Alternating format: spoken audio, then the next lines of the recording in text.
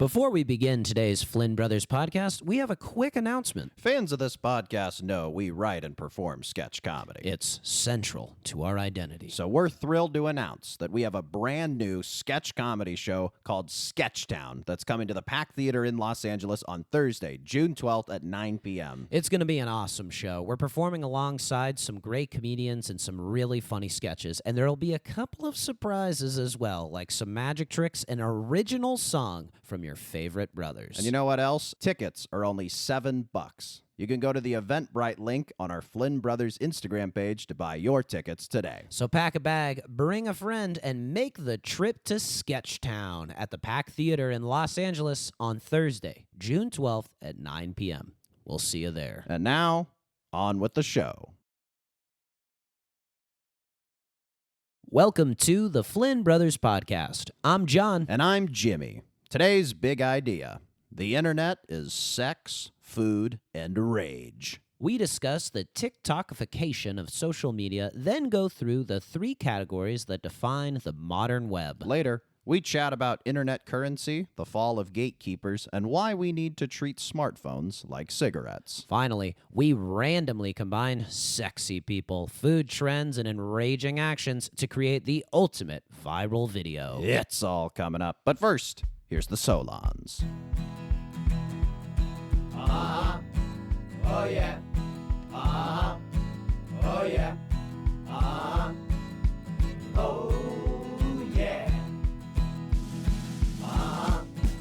Oh yeah.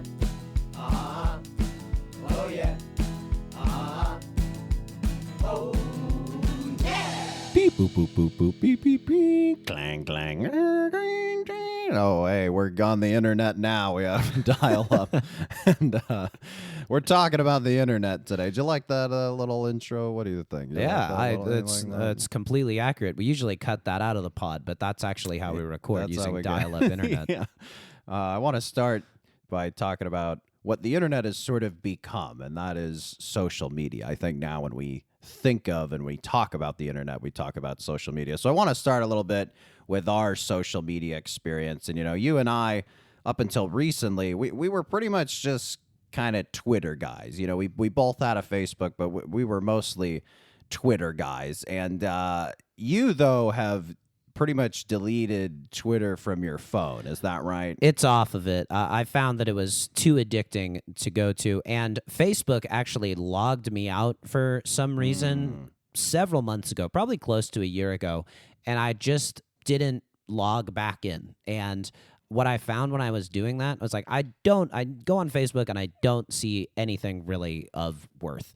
And Right. I was just like, I'm going to try to stay as logged out as long as I can. And it was crazy. I found myself clicking the Facebook tab, even though I knew I was logged out of it. And it would take me to that page and I'd be like, oh, that's right. I'm not logged in. I'm not going on Facebook. And I probably did that 60 times over a month, and finally now I don't even really think about it. Yeah, it's that internet muscle memory. I have both apps, Twitter and Facebook, deleted from my phone as well, but I still depressingly will still go to the URL on the Safari app. It's like telling someone, I'm not going to go to McDonald's anymore, but you keep going through the drive-through. And it's like, hey, I'm not going into McDonald's. I'm just kind of going past it, and they happen to be handing me a Shamrock shake. But you're still getting the stuff. It's not about going precisely. in the door. I think, too, you know, the benefit of it being on your phone is it just kind of gives you a short little break. If you're caught in a situation like at a party where there's no one to talk to, or you're waiting for public transportation or something, it's just a short little break. Or, you know, you're in the bathroom, there's a million times like you're just going to pull out Twitter or Facebook or some social media app on your phone and have a look at it. But it's funny with Twitter because I would say, would you agree that that was your favorite of all the social media apps? Absolutely. Yeah. At least I would say when I was very, like in high school, when I first got Facebook, I'd say there's no dopamine rush quite like the first time I remember making a Facebook and then friend request, and then just the flood of Right. friend acceptances. Yeah. Welcome to the club. Yeah, it was yeah. like, oh my God, 100 friends. Like, it was incredible. That was a huge hit. But then, yeah, Twitter, I would say, was the first one that I really, really loved. Just because in the beginning, it felt like Twitter was just a place where everyone was like trying to make jokes, trying to make people laugh. You would come up with funny little one-liners or situations that you thought up. And it was all just text-based humor. Yes. So much of it was word-based, and then we kind of evolved into photo-based content, and then now we're living in kind of the TikTokified world, which we'll get into in a little bit.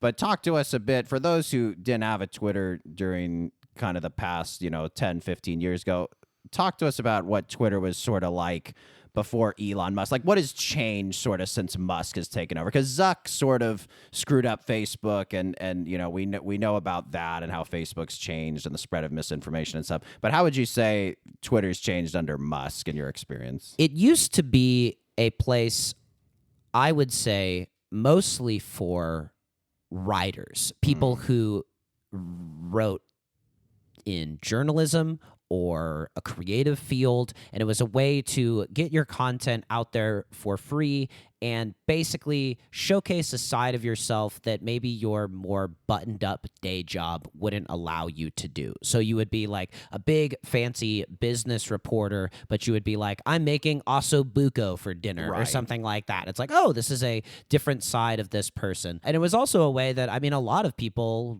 got careers off of it by going viral, and it was much more focused on humor as opposed to outrage. I think that was really how you got around and got big on Twitter in the old days. So now you think the big change is it's moved from a platform for humor to a platform for outrage. Yeah, I stick to the following tab on Twitter, which is mostly sports highlights, animal videos, and liberal politics. For those who do, for those who do not know, there's a following tab which John is talking about. So that is people and accounts you follow, and then there's this new thing that I don't really remember before Musk called this For You tab, and that's basically the algorithm component where it's just feeding you stuff that happens to be popular on Twitter. Most of it, I guess it's called X now, whatever. Most of it is from TikTok or other sites, but a lot of it is just like clickbait or outrage based or pretty much pornographic, which used to not be allowed on Twitter. There's like now pretty much just like a lot of pornography on it now. So yeah, it's definitely changed a lot since Musk took over. Yeah, it's like going from heroin to fentanyl. Yeah. Yeah, that's a perfect analogy. So we avoided Instagram for a very long time, but we downloaded it for this podcast, the Flynn Brothers podcast. We had to get the name out there, right? Right. Get the brand out there, get some followers. Meet the people where they were at. Exactly. We wouldn't want to be posting on the cesspools of Facebook and Twitter, so we went to the cesspool of Instagram. And I think for Twitter and Facebook, because we had it for so long, we sort of had these defense mechanisms up. We knew what to avoid on these sites and stuff, and we knew how to not get sucked in too much. But do you agree that when you had Instagram on your phone to kind of help promote the show, you sort of started getting sucked into Instagram because you just didn't have those guardrails up? Absolutely. I have no immunity to the Instagram content. I can, it's just something that is so addictive, and they've refined the algorithm so much. It's basically TikTok and it are essentially identical. Yes. Instagram started obviously as photos. Yes. And now it's kind of rare, frankly, that you're seeing photos. And if you do see photos, it's rare that you see a photo. It's usually these slideshows that are, again, more engaging. It's, a moving picture. And Instagram, like TikTok, has just this endless scroll, which Twitter had as well and Facebook has as well. But this endless scroll where it's like, at least with Twitter and Facebook, it was like you eventually got to the old posts where it's like, I've already seen those. Whereas Instagram and TikTok, it's like it's a bottomless pit, right? So yeah, I think TikTok, it's essentially every social media site has now become TikTok. Like all TikTok videos basically populate every single social media site now. And, I remember when we were talking about this podcast, we were noticing that there were so many patterns with these videos, and we were trying to wonder if we could distill all these videos that we see on all these social media platforms into 3 categories, and we've come up with them. And basically what we determined through our research, if you want to call it that, doom scrolling is another way to put it, we basically noticed that every single video is trying to do one of 3 things. The video is trying to make you horny, it's trying to make you hungry, or it's trying to make you angry. And a perfect viral video hopefully combines 2 or more of those, right? Oh yeah. If you get all 3, it's the Thanos ring, the, Right, the the glove, gauntlet, the the glove gauntlet, full of. So that's why we called this episode, the internet is sex, food, and rage. We really think those are the 3 categories, and we're going to start breaking it down, and we got to start where all things start in life. Sex. That's going to be the first category.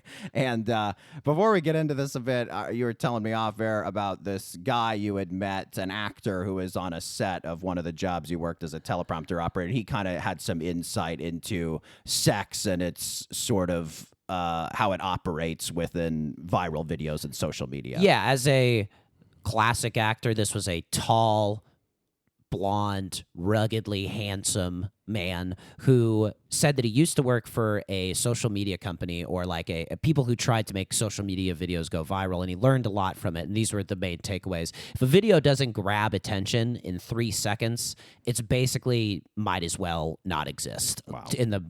For most people. People are scrolling right past it. And he says that for a lot of people, and for actors particularly, he said that his life really changed a lot once he got a high number. And I think the way that you get people to watch your videos is so many of them are a good-looking person right up close to the camera, talking to it and saying something quick that gets your attention, or at least makes you want to watch it for a few seconds. So I went to his page. He had 1 million followers on TikTok, and he just relentlessly posted pretty much every day. And the stuff that was on there was not good. It wasn't funny. It wasn't really interesting. It's content. It's just stuff you post every day. And Hollywood actors have talked about this, where it's like they can't get auditions, they can't get cast because they're not someone like this actor you're talking about who had a high number of followers. Yeah, and it wasn't stuff that was even like original. Like these was stuff. His prompts would be something like the 5 best pickup lines, and he would say a hacky pickup line, and then he would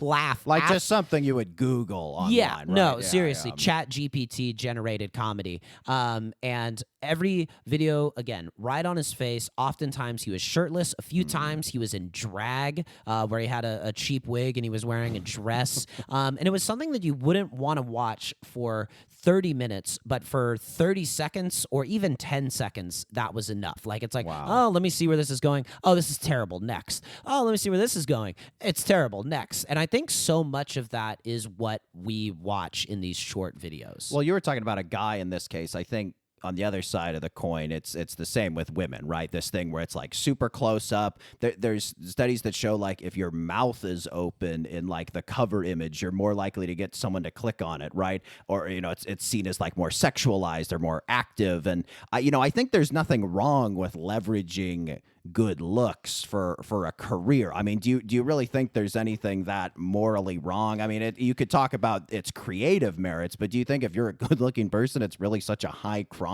to be good-looking on camera for a living? No, but I would say it used to sort of be outside of modeling, like a side of the meal as opposed to the main course. Okay. You were good looking, but you were a singer. You were good looking, but you Right. were an actor. You were good looking, but you were a politician or something to that nature. It was this thing that was there, but it was unspoken or not completely just thrust in your face. And I think that's what's changed with the internet, that our coyness or our plausible deniability has gone away, and we're just like, this is what you really want. So here it is. I think too with the internet, we talked about like the rise of pornography on Twitter. There's a lot more openness and acceptance via the internet regarding sex and sexual freedom and stuff. And I think OnlyFans is a great example of that, which came around, I think, kind of during COVID, right? People kind of started being able to make careers on it.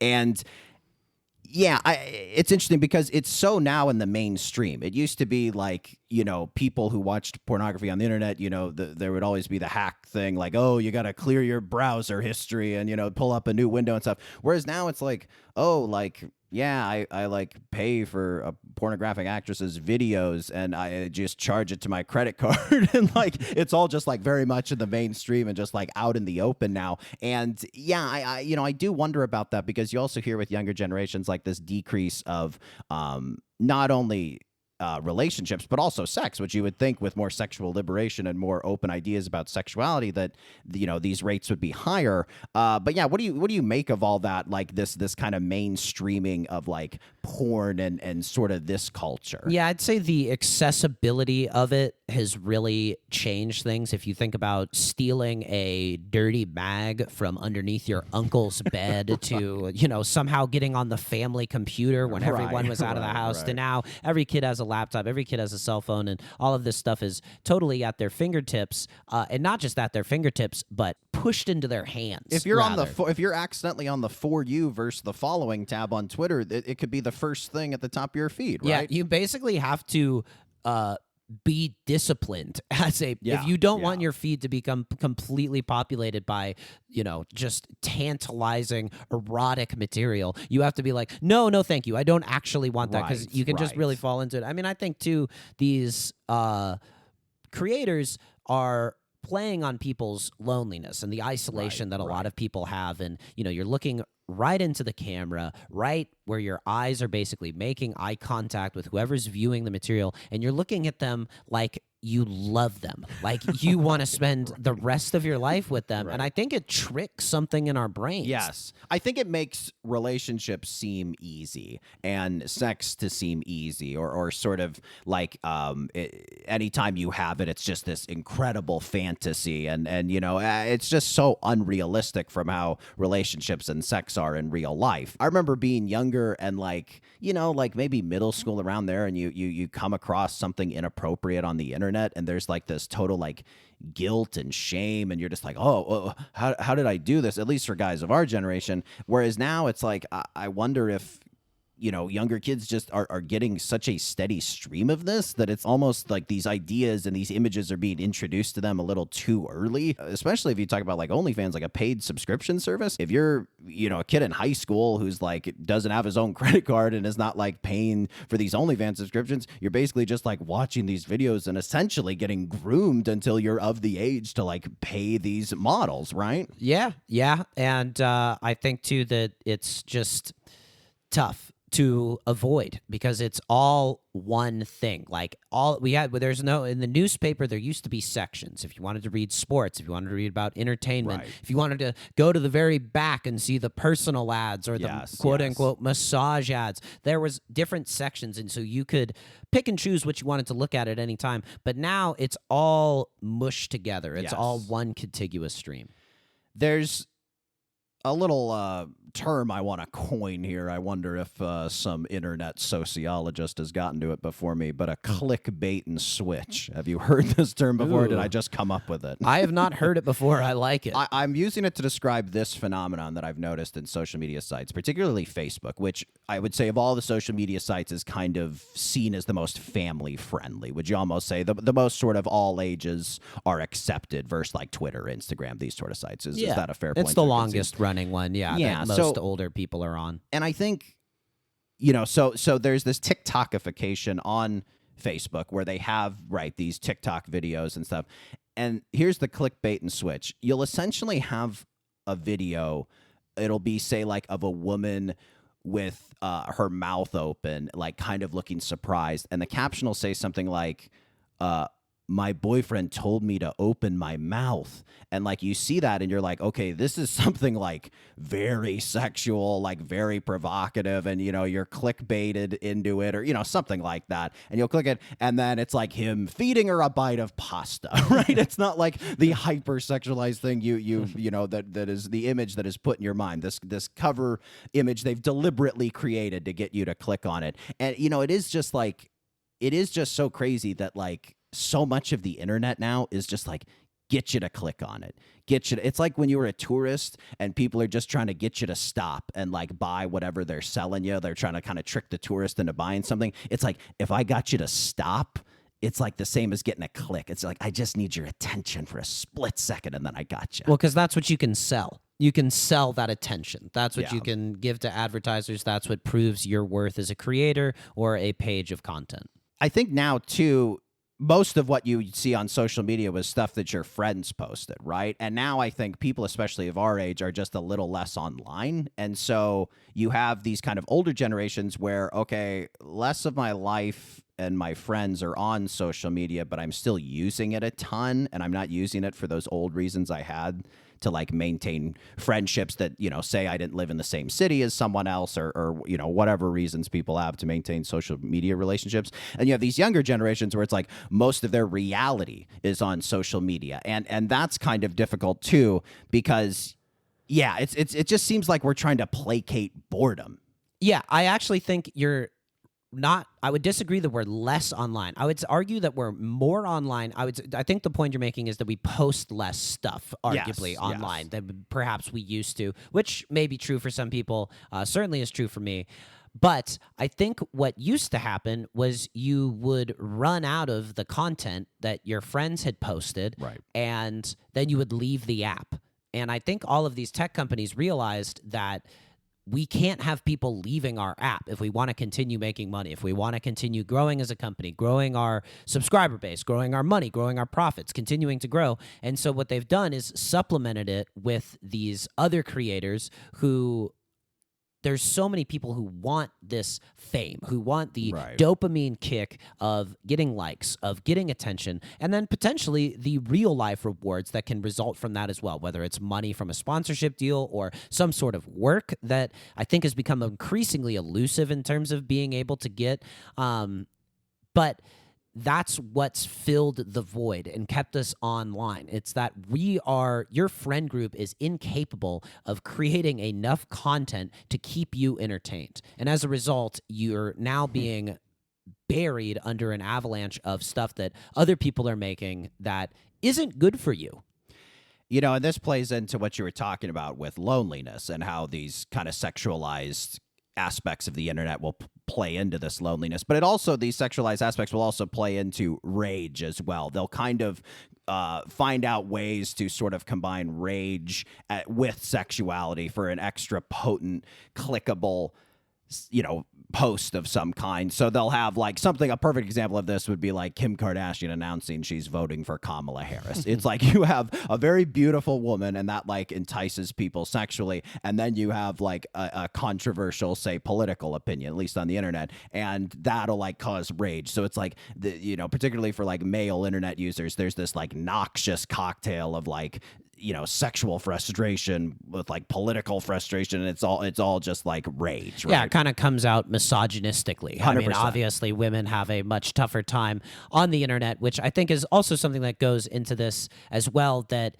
even if you are not somebody who wants to be viewed as a sexual commodity in the way that some people are using the internet for, but say you're just a female NFL commentator. Right, You're somebody who right. knows the NFL as well as anybody else. You're going to be deluged with ridiculous, awful comments that, feel like they probably endanger your safety as well. And I think that's, again, all part of this flattening of content into this one stream. And I think there's also been this idea of body positivity that's come out of being online, but that's also compromised by the fact that I think people have never looked more idealized than they do in these Instagram videos, these standards that are everywhere in videos, that the ones that go viral, the ones that make it onto the international feeds are rarely of people like you see walking down the sidewalk. And there's mixed messaging too, because with the body positivity movement, there's this notion of, okay, eat what you want, be comfortable in your own body. But then at the same time, we have this, you have to be this idealized form. These influencers who spend hours in hair and makeup, this is how you're supposed to look rolling out of bed in the morning.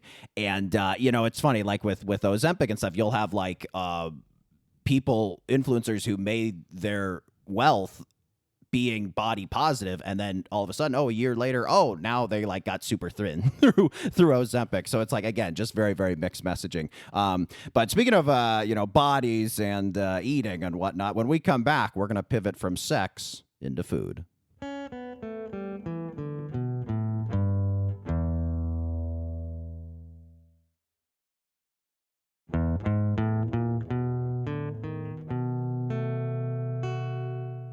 All right, let's do something we've never done before on this podcast and talk a bit about food. All right, we're talking about food.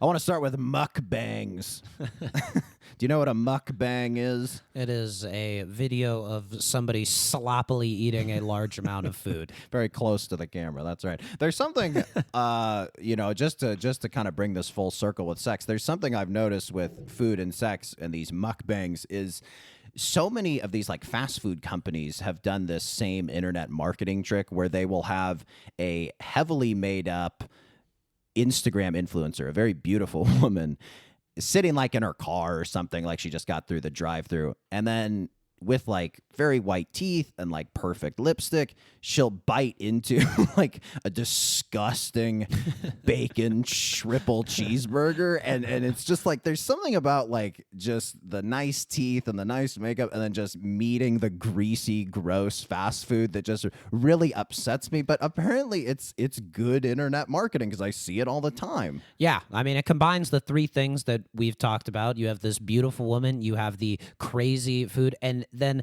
I almost think it's like spilling a bunch of filth on a clean, white, beautifully made tablecloth and place setting. Like a perfectly, it's just there's something that you're defiling it. Like it's just so wrong. It's something so beautiful and perfect. This gorgeous woman, idealized, made up, and then what is that bacon cheeseburger doing? Barbecue sauce on her face and everything. Yeah. Well, I think like sex, food is a pleasure of the flesh, right? So maybe it's just kind of indulgent. And I think people's enjoyment of food online and seeing like these mukbangs, people eating, 10 pieces of pizza and French fries and stuff on camera, there is sort of like a weird pleasure of the flesh satisfaction you get from watching it, right? That, and they're really playing up their reactions to the flavors. Right. And they're like, like the huge big eyes. eyes, obviously gesturing at another form of pleasure.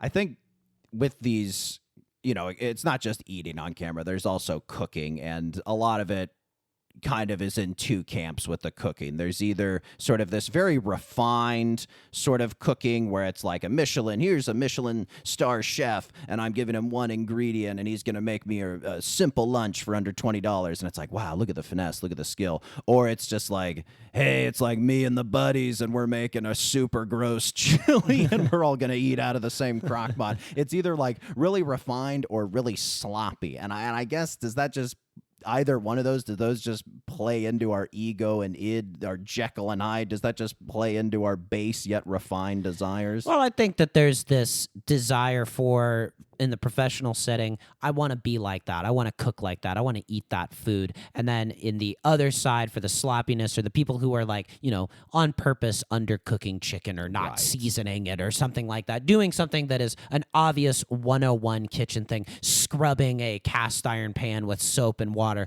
They know that they're infuriating people. And I think you talk about the clickbait and switch. It's like you're not even thinking. It's this instinctual reaction to that sort of stuff that triggers the response, that gets the attention, that is saleable to advertisers. And, not to keep hitting on pornography, but it's basically with food, there's this level of you either are an amateur or a professional, right? You either have like professional chefs, professional people who do this for a living, or you just have amateurs who happen. That's part of the democratization of the internet, right? Anyone can get a camera, anyone can make a video, anyone can post it online. So it's very, very funny how it's just touched into all these different fields.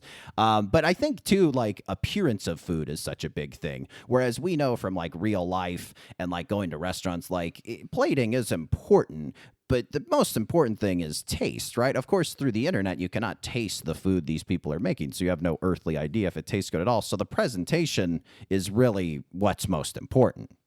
Yeah, and I think people not only want something to be perfect, but there's so much of the like cake or steak, or you cut into a bundt cake and a whole bunch of fudge pours out or something like that, and everybody loves this. There's just these surprises that you want to see. You want to have this sort of tactile sensation. Have you noticed online this protein obsession? Have you come across these videos of people who are just bowing at the altar of protein? Have you seen these? Yes, well, being a man in between the ages of 18 and 35, the algorithm has determined that I am ripe for this sort of content. There's a big thing with like the carnivore diet where you'll have people will post like a big ribeye steak and, like 6 eggs and be like, this, people don't want to admit it, but this is what healthy eating looks like. And it's like, I thought fruits and vegetables were sometimes helpful. What the hell do I know? Played right? some role. Yeah, and I think, too, it's this, like, body positivity that we've talked about, but that I think is very feminine coded. And at the same time, men are also insecure, obviously, Right. about their bodies, but it's not masculine to admit I would like a better body. Like Yes. that is not something that Yes, you can yes. say unless you wrap it in this bodybuilding aesthetic. Like it started sort of with Arnold and pumping iron way back in the yeah. 70s where it's like, this is what I do to look great. And like he looks better than anybody has ever looked in all of human history. Yeah. And so it's like, well, that's awesome. So, this guy, clearly he's a man and he works on his body and he's concerned about his appearance. Who's going to tell Arnold he's not a man? I wonder too if part of this is it's kind of this like rebranding this like different approach to old school masculinity, and I think part of it is like kind of in the MAGA movement. Like you'll see these photoshops of like Trump's face on a super jacked body, right? yeah. And it's like I wonder if for some people it's just like this idealized form and just this notion of like I don't gotta listen to the doctor, I just want to be ripped and eat steak. Is that something that you think appeals to a lot of men? Yeah, I mean, MAGA, it's like when men were men, I think is the idea. And it's hearkening back to this past that never existed, this standard of fitness that, again, never existed. People have never been arguably more healthy and I guess unhealthy in some ways. But it's not like guys in the 50s were stronger than probably the average man is now. Maybe. I don't know. It's hard to know because I guess there was more manual labor and more physical labor. It'd be an interesting thing to compare. Certainly working out and exercise and all of that has advanced. Well, it's funny how, we talked about how some of the body positivity stuff leads to Ozempic and the fat shot drugs, but I wonder if the kind of carnivore diet and wanting to look jacked, doesn't that similarly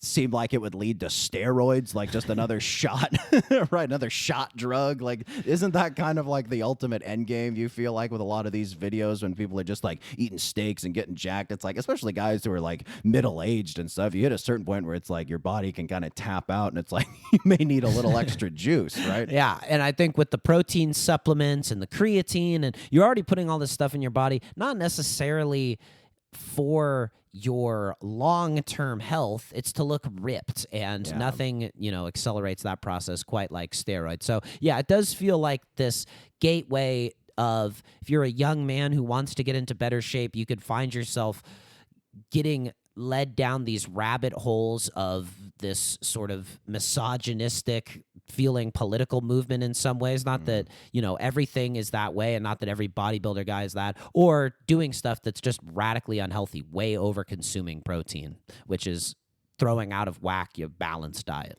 Again, we have this theme of appearance over substance, right? And I think not only does it deal with bodies and food, but there's kind of also this notion with success and money and sort of what you do for a living. Like there's so many of these quote unquote founders and entrepreneurs that you'll see online, and they're sharing all their life hacks, and it's like, well, everyone else is sleeping, everyone sleeps 8 hours, I sleep 6, and with those extra 2 hours, if you do that every day, that's an extra 14 hours per week and X amount of hours per month. And, these people who are just trying to kind of, they're snake oil salesmen, essentially, right? These people, they kind of are under the guise of self-fulfillment and bettering yourself, but I feel like for a lot of them it's just sort of like na my life's so great, and it kind of plays into that loneliness, it plays into that rage that you were talking about. Envy, I think, is what it's meant to generate, and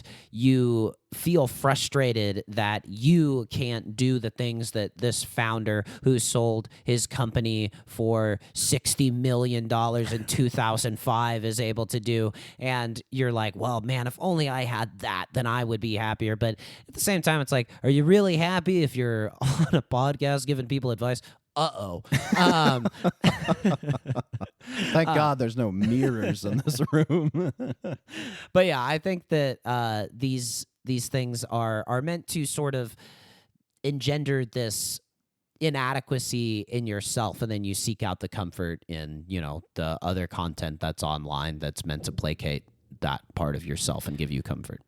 I think to kind of have a positive view of some of these things, there are some people online who dole out advice and dole out tips who I think are valid. Some that come to mind, you'll see like women sharing sort of tips on motherhood. Like you'll see all these pages of like women who are, it's like, hey, if you don't have a mom you can get advice from, or you don't have like a big enough family to like, provide you with advice. There are places and resources online where it's like, hey, here's like what you do with your breast milk. And like, here's, how you buy clothes for your kid as they grow older. And it's like that stuff I feel like is all very helpful and all very applicable in the real world. Here's how to make a sheet pan dinner in 20 minutes. Right. That's healthy for your family, Right, and it'll right. get your kids to eat vegetables. But it is a little bit, that's good, I agree. But it is also a little bit sad because it just testifies to, this was stuff you used to get from the, I think, women in your community who you knew at the school or you knew from your neighborhood. And I think part of the sad part of social media is that it's taken up all of our boredom, right? That anytime you're bored, anytime you're waiting in line, anytime you're even walking on the street, you're waiting for any amount of time, you used to have really not too many other options unless you brought a newspaper with you. Yeah. And you'd just be kind of sitting there looking around and being bored. But that was also how you met people and how you struck up random conversations with strangers. And I think it's so much harder nowadays to do that. It's like, who's this psycho talking to me when they could just be looking at their phone? Yeah, I think, this even extends to retail, like with Amazon versus going to a brick and mortar store. Like it's really awesome to get shampoo through Amazon and not have to go park at Target and look through the shampoo aisle, etc. Every time you go out to a store, something happens to you on the walk into the store. You have some sort of chat with the person at the cash register. There's always something that happens when you go out and do something. And I think to your point, like, here's a life hack. All these little personal interactions will eventually add up, and you could make X amount of more friends per year if instead of going to Amazon, you always went shopping in person, right? So I think, it is very, very interesting. I think you're totally right about this, how kind of social media replaces these gaps in community. And speaking of that, it's replaced the newspaper. I think that for most part, you used to, in the morning, we open up Twitter or some other website to see what happened in the news yesterday. And I think in some ways it's helped. Newspapers certainly had their flaws, but I used to write for a newspaper, and that newspaper doesn't exist anymore. And it used to cover local news. And I think there's a dearth of local news. It's really hard to find out what's happening in our neighborhood. There's so many times you're just walking around and you're like, oh, this event's going on this weekend. I had no idea. And it's like, if we had newspapers, you would have known about it for a month. But to kind of circle back to some of the good things you'll see on the internet, I think a big thing is like awareness of mental and physical health. I think we were kind of dinging the bodybuilders a bit, but there are some people online who will give you legitimate tips in terms of like meditation or, bodybuilding, like actually working out in ways that are beneficial to you long term, as opposed to like working out as fast and as hard as you can, as some people, oh my God, I'm getting married. I got to get in shape, right? I think there has been an increased awareness of like mental and physical health. And I do think part of that is from people who post online. Yeah, I agree with that. And I think too that there's some, very positive movements in some websites. I think that one of the websites that's kind of trying to reclaim what the internet has become and make it more of a text-based medium again is Substack, where largely it's people writing blog posts, which used to be pretty much what the internet was. And it's experts. It's people who really know how to specialize in one thing and tell you the information. But it is also like we've chopped up a newspaper. And so all of the columnists that you used to, when we used to have a newspaper growing up, the Sacramento Bee, we don't need to name names, had a movie critic that Jim and I disagreed with on almost every single front. For instance, she hated Talladega Nights. And it's high well crime, established. high crime. Well established what we think of it. And it was something you just came into opinions with people you didn't agree with and you didn't like. And now you don't have to do that as much. I mean, the algorithm is going to foist them on you, but I do think Substack is cool in that. But the one thing that is hard about it is it does require a paid subscription, and we have gotten to this point where we hate paying for anything online, but we will pay with our attention. We will pay with our time. We will watch with our ad. information. With our personal information. We'll give up anything but dollars. Yeah. Now I won a free Chipotle entree, and I had to give him my social security number. I thought about it, but I was like, oh man, $10 burrito can't go wrong. You talk about. I think a lot of this circles back to just what is foundational to the internet, and that is our third category here, rage. I think rage is something that is pretty foundational to the internet. I think if you look at every single comment that has ever been on the internet, I think you could almost trace 99% of them to rage. Some of them are very positive. Some of them are very uplifting. Some of those, however, have ulterior motives, which of course you could connect to rage. But I just think rage is so foundational. And, I think it's just kind of become the default for people. I think when YouTube and some of these early sites came around like 15 years ago, 20 years ago, people were mostly positive, but there were always kind of a couple like negative comments. And then now it's just like any big video or like big post you see, the number one comment tends to be something insanely negative that a ton of people are upvoting and just celebrating. Yeah. And I just think it really speaks to like how rage has kind of been this foundational thing to the internet. It's the fuel that powers the engine. People don't comment on things that they are mildly pleased or amused by. It's either you have to whip people into these higher and higher states of emotions. And I think we're reaching the point where we're peaking. I mean, or we're in the red emotionally getting online. I mean, I feel like too, when you get really on a good suck-in binge, when you're just really consuming way too much internet content, when you get out of it, it's almost like, what, where was I? Like, you've just felt so many different things for an extended period of time, and the feeling has switched so quickly, like every 5 to 10 seconds, and it's just a total stimulus overload that is simultaneously seemingly detrimental, but also almost impossible to resist. Like, we talk about how now we go on Instagram. Like, I don't even necessarily like being on Instagram, but it does suck me in somehow. It's the muscle memory. You have your thumb on the phone. You know how to tap to it without even probably looking at your phone. It's like a cigarette, right? Yeah. I mean, it's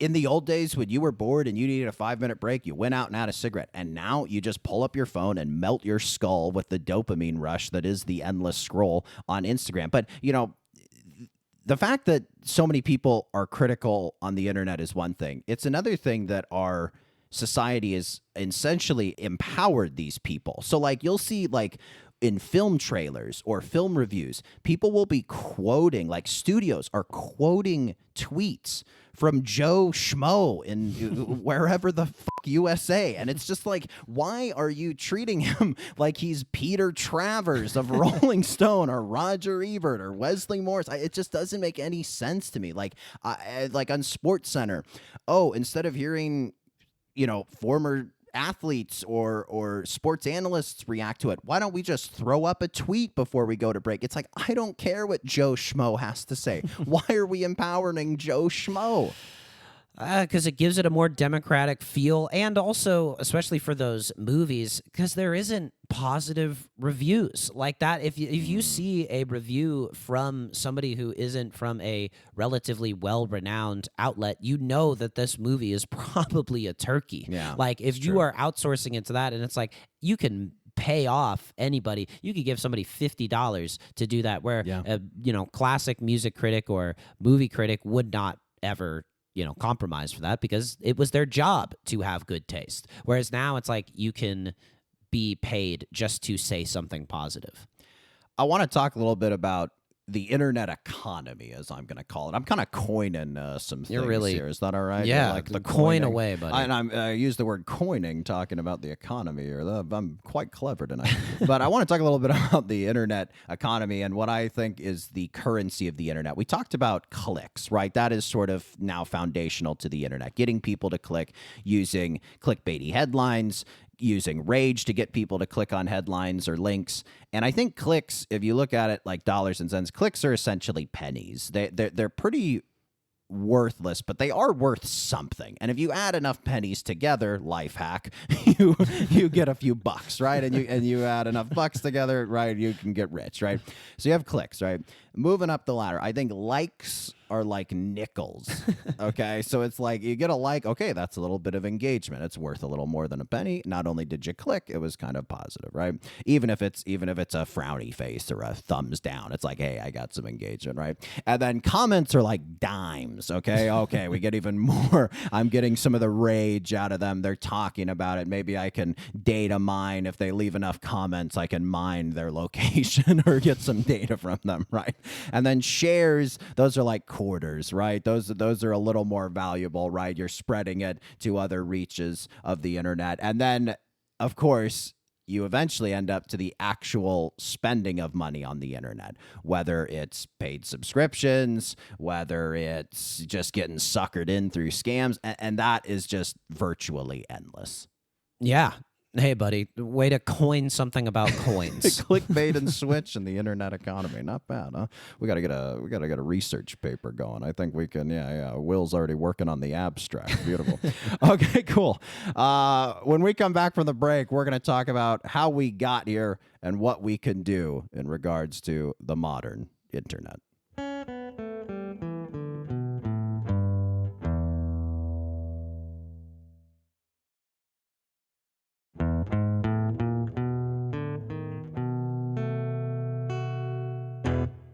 And we're back. Over the break, our producer, Will Slade, informed me that we forgot one more internet currency. Yes. And that is that emails to flynnbrospod@gmail.com are worth solid gold. Yes. So that's just food for thought for those listeners out there. We'd like to build up a veritable Fort Knox, but if you will. All right, how we got here and what we can do in terms of the internet. I want you to start because you've talked about your history in journalism, and I remember when you used to work for a magazine, you felt a very seismic shift, which we've kind of talked about already, but that being the change from the written word to more video-based content. Yeah, I was a pop culture intern for Complex Magazine in my senior year of college, which basically meant that I do AI work now. I was transcribing a lot of interviews, which was... If you've ever done that, it is the most tedious, soul-sucking, mind-numbing work that you could do. But it also allowed me, they would let me do some blurbs. They would let me write some articles. I wrote, a few articles that got shared like thousands of times, like there was 15,000, 11,000, something like that, and on multiple ones. And I think that's dead. Like the idea of like the think piece article is really, really rare nowadays. And that was something that used to be huge and was something that I would say I even sort of specialized in writing when I started as like a blogging in college and then went on from there. But sort of towards my end of the time there and when I was just kind of freelancing for them, there was this pivot to video. There was a huge topic on online outlets, which were all these websites at the time too. I mean, you used to go to websites to read different news. You wouldn't all have it on one stream on Twitter or Instagram. And Facebook basically said, these articles are fine that you guys are writing, but what really plays and what really gets ad revenue are videos. And so there was a very clumsy pivot to video at first. There were like basically proto video podcasts where it was just one camera setup, couple editors at the, in the offices talking about the latest Marvel movie and just kind of being off the cuff, not really like focused in any way. And I would just say it wasn't very good content. Not very many people were watching it. Not very many people were consuming it. It seemed crazy to me that this was the wave of the future. But one of those things that was pioneered during that time was Hot Ones with Sean Evans. And it has now become probably bigger than any late night interview. It's like if you are trying to get your name out there, if you're trying to get your show watched or your video gone to, you go on Hot Ones more than you would go on Colbert or Jimmy Kimmel. That's where they go to get seen. Yeah. I think, part of this is, I think it was later revealed that a lot of these social media sites overestimated the number of people who were watching these videos. They were counting essentially just people scrolling past the video as a view in some cases. And this caused, a lot of writers to be laid off and an overemphasis on video. Is that correct? Exactly. It destroyed the ad buying of articles because that was essentially how you would get paid for articles. And it wasn't really like a super lucrative thing. I was looking back at like a invoice that I sent in for one of those articles that got shared in the 5 or 6 digits, and it was $150, and it was never like a super profitable thing. And I don't even think the prices have really gone up that much for writing nowadays. It's never been cheaper and easier to do. Like, it's such an odd thing that writing has really become devalued in the modern internet economy just because everything is so video based. And yes, you have to write some for videos, but you're never just going to get into the depth and granular detail that you can in an article. But I think also what Hot Ones does, which is brilliant, is you get a celebrity, you get food and a food trend, and you get outrage or at least a whipping up of emotions because you're being asked, they're going to get asked spicy questions, the ones that they're not going to get asked by the other interviewers. And then also it gives you the perfect thumbnail images because it's all people with their eyes wide and their mouths open being like, that's a hot wing. Right. We've talked a bit about the democratization of the internet and how that's good in some ways. It's open and accessible to anyone.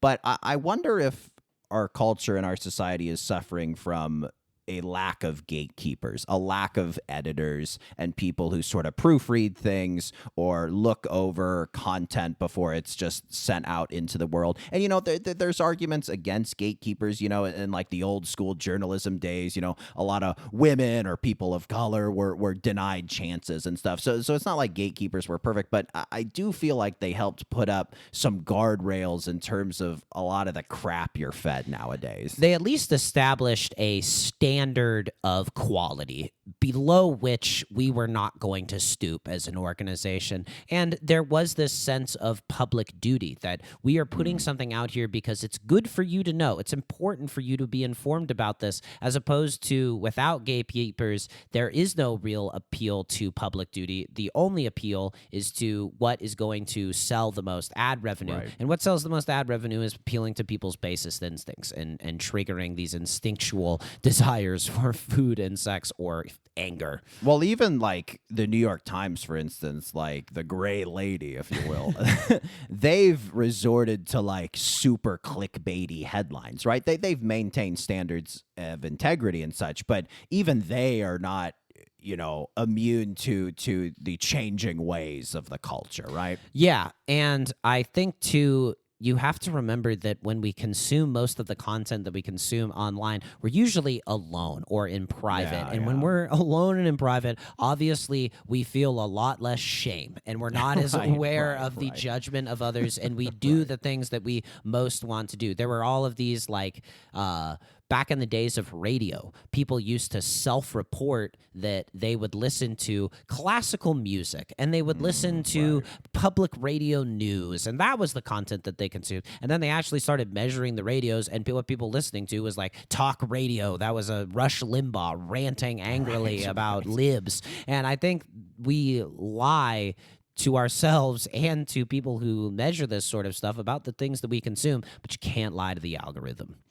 I want to throw it back almost 40 years. And Wait a second. This sounds like a Jim's brief history. this is kind of a Jim's brief history. Yeah, there you go. He's stealing my bit. He's coining new terms. He's stealing my bit. Hey, what can I say? I'm on tonight. But I got this from CERN, CERN. They are the European Organization for Nuclear Research. I'm not sure why the name of the organization does not match the acronym. I would assume CERN is in another language, is I believe what I got. Centre European Research Perfect. Nuclear. Some French, That was perhaps. yeah. flawless French. And fans of this podcast know we are terrible at speaking that language. But I want to talk a little bit about something I found from this site, a CERN's own website, and it's about Tim Berners-Lee, a British scientist who is credited with inventing the World Wide Web. And I just want to read this from the website about what the internet, the World Wide Web, was originally, why it was originally developed. So here we go. From CERN's website, quote, "The web was originally conceived and developed to meet the demand for automated information sharing between scientists in universities and institutes around the world." Okay, so with that in mind, an ad of a heavily make-upped influencer eating a triple cheeseburger from Jack in the Box, like it when I just as we were preparing for this podcast and talking about it, I could not help but wonder where this all began. And you know, one thing is for sure, we're still sharing information. At a base level, we are still sharing information. But I'll tell you what, it ain't between scientists and universities.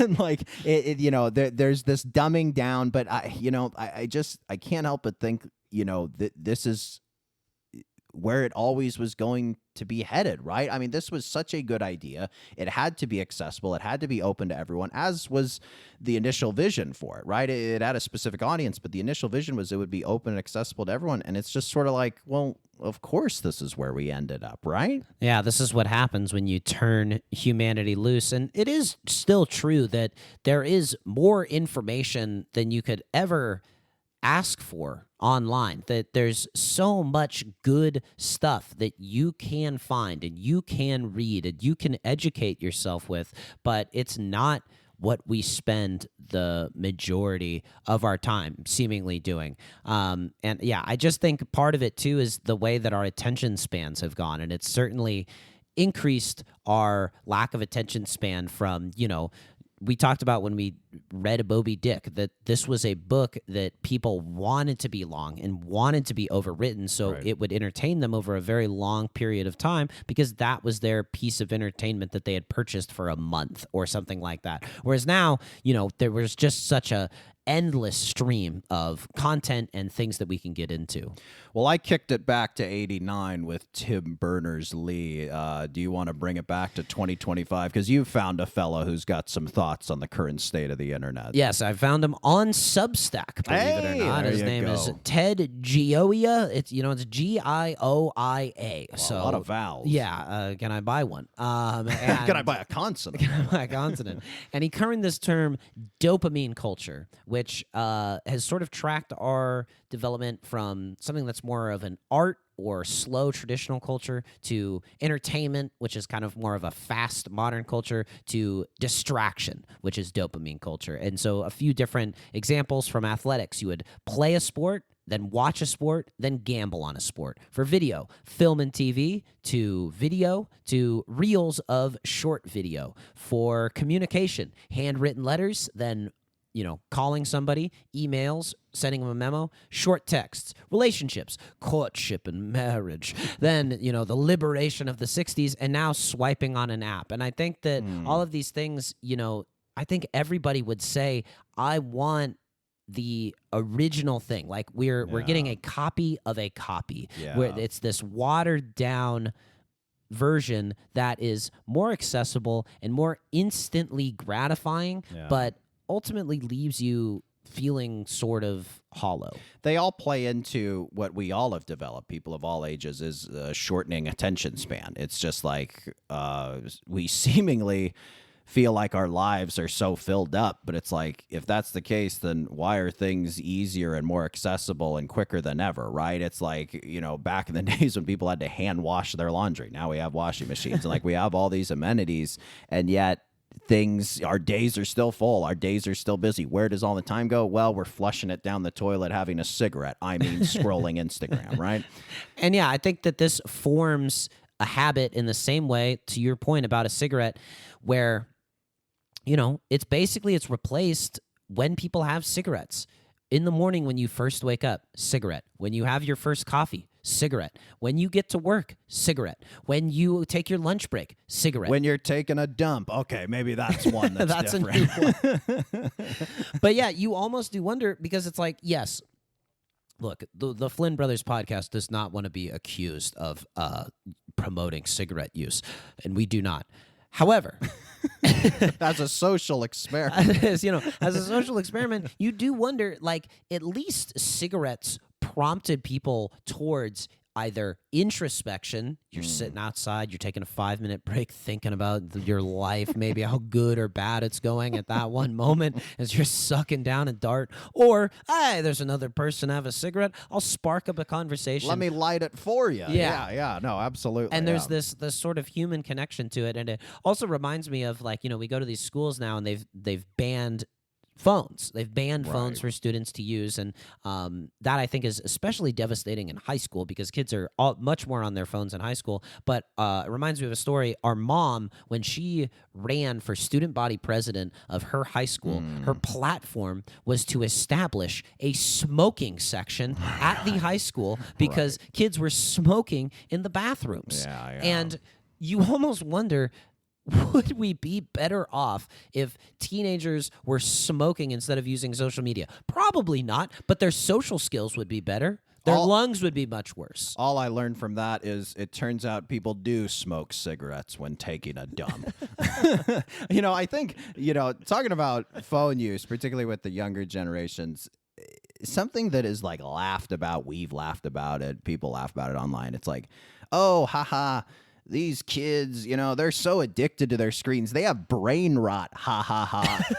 And it's just sort of like, I get on a surface level, it's kind of funny, right? A kid having like YouTube brain and stuff, but it's like pretty like depressing to think about long term, right? Who did it to him? The parents did. The previous generation, right? Yeah. So I don't know. And I think too with artificial intelligence, like, when it first came around, it tried to do pictures, and the guy had 11 fingers on one hand, and his, looked like a cubist painting by Picasso's face.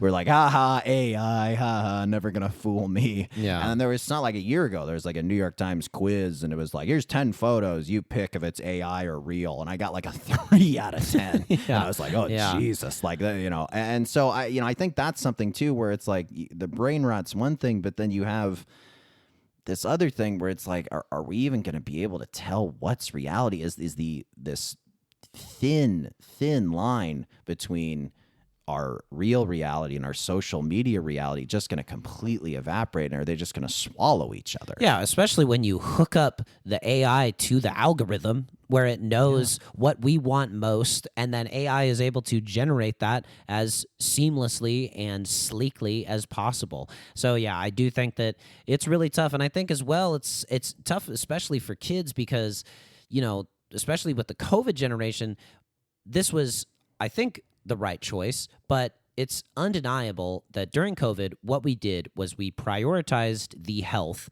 of older people.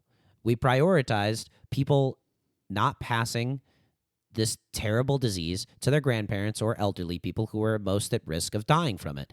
But the trade-off was we locked kids in their room with a screen, and we told them, you must look at this to succeed. And I think there's a lot of ramifications rippling out from that we have yet to really fully consider. And it is tough. I mean, I think, though, one thing that could give you a little bit of hope is that cigarettes used to be foundational to American life. They were in every business meeting. They were in every lunch hall. Every single place you went in American culture had cigarettes everywhere. Ceilings were yellow.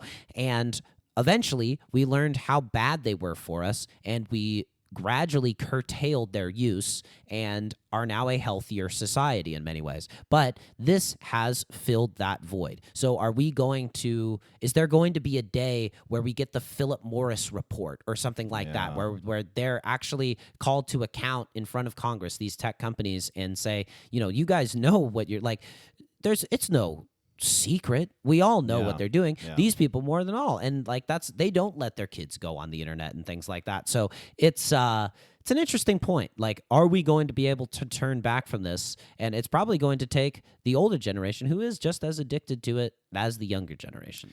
Yeah, I think that may be the ultimate solution, is just reframing our thinking of phones as cigarettes. They are cigarettes. Like, to your point, it's like everyone used to need these. And it's like, do we really need them? Do you need them?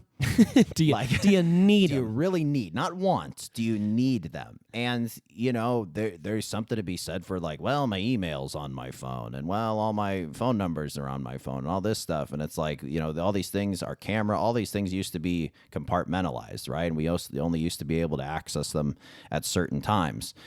But now that we have it all, you do wonder if we've hit a point of no return. There are like small communities of Luddites who give up their phone or just have a flip phone and stuff. And to be frank, like, many of the people who do that are kind of privileged. Like, it's usually like big name directors film directors who it's like, I don't have a phone or email or anything. And it's like, that's really awesome. Like that is really cool that you were able to live your life that way. But it's like, you're also worth like $100 million. Yeah. No wonder you don't need it. Yeah. Or it's like, I never check my phone. It's like, well, you don't have to. Like, you're not like dependent on it. You couldn't like be in a situation where you could lose your job if you did not answer your phone soon enough. So, it's tough. It's tough. Well, you can also do stuff yourself. I mean, the change starts with us. I think, because I think the government we're never going to accept government telling us we can't be on our phones. And I think case in point example is our good buddy and producer, Will Slade, It's true. who has made his phone a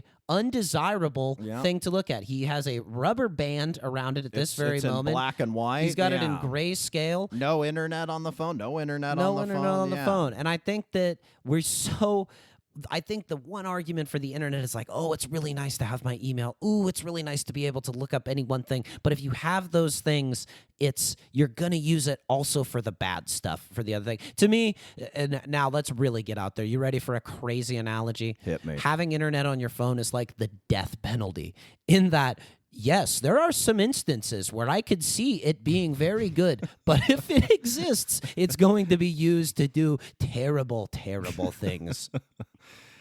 Oh, sorry, I wasn't listening. I was on Instagram. I was laughing at a video of a lady in makeup eating a triple bacon cheeseburger. Good stuff, buddy. All right, we're going to head to a quick break. When we come back, we're going to end with a game where we're going to come up with the ultimate viral video.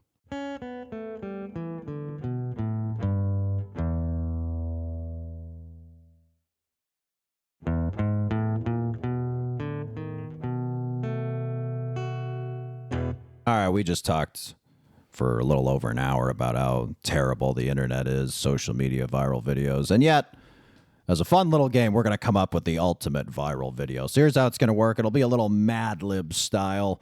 We are going to think of a sexy person, a food trend, and then an enraging action. And we're going to take turns on them and just sort of randomly throw them together and see if we can concoct the ultimate viral video. How does that sound, buddy?